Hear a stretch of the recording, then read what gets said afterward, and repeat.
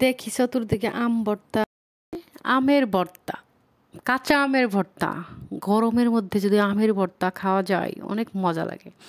তো যেই কথা সেই কাজ, নিয়ে নিলাম। এখানে কিছু আম নিয়েছি, এখানে 2টা আমকে আমি ভালোভাবে ধুয়ে ছিলে নিব।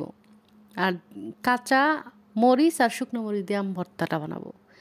আম ভর্তা আমার জানা মতে সবাই আম ভর্তা পছন্দ করেন, সবাই। আম ভর্তা খেতে কার না পছন্দ বলেন, সবার। তো আমটাকে আমার সিলা হয়ে গেছে, এখন আমি গ্রেটার দিয়ে গ্রেট করে নিব। এই যে একটা আমি গ্রেটার নিছি, এইভাবে আপনারা চাইলে হাতে পোলেও বানাইতে পারেন ভর্তাটা।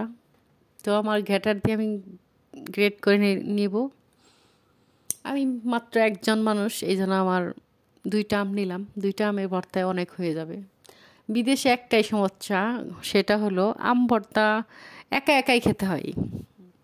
আর বাংলাদেশে যদি ভর্তা হয়, যে কোনো ভর্তা, ভর্তা করতে যতক্ষণ, খেতে তাড়াতাড়ি শেষ হয়ে যায়। তো আমার একা একাই খেতে হবে। বলতে বলতে আমার প্রায় 2টা আমি গ্রেট করা শেষ হয়ে গেল। আমের আঁটিটা কিন্তু আরও মজা লাগে।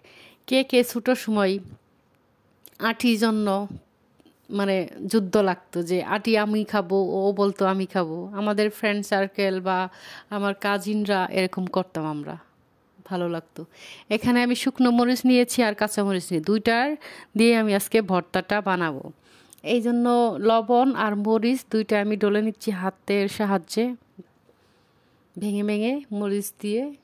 ওয়াও, আমার কিন্তু মানে কি বলবো, লোভ লাগতেছে। তো আমটা এখন আমি মিশিয়ে নিলাম, ভর্তাটা মরিচ আর লবণের সাথে ভালোভাবে মেখে নিব। এখন একদম দিয়ে দিব এখন একটু অল্প পরিমাণে চিনি। চিনিটা দিলে একটু মিষ্টি যোগ হবো, তার মানে কি, টক মিষ্টি ঝাল 3টার কম্বিনেশনে হয়ে যাবে আমার আমের ভর্তা। ওয়াও, অসাধারণ। কার কার দেখে খেতে মন চাইতেছে জানাবেন কমেন্ট করে। তো রেডি হয়ে গেল খাবারের জন্য কাঁচা আমের ভর্তা। ভিডিওটা ভালো লাগলে অবশ্যই কমেন্ট করে জানাবেন। বাই। এখন খাওয়ার পালা। তো সবাই রেডি তো কাঁচা আমের ভর্তা খাওয়ার জন্য?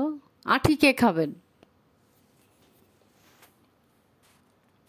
উপরে একটু আঁটি দিয়ে দিলাম, আর উপরে একটু কাঁচামরিচ আর শুকনো মরিচ দিয়ে ডেকোরেশন করে নিলাম দেখার সৌন্দর্যের জন্য। সবাইকে অসংখ্য ধন্যবাদ।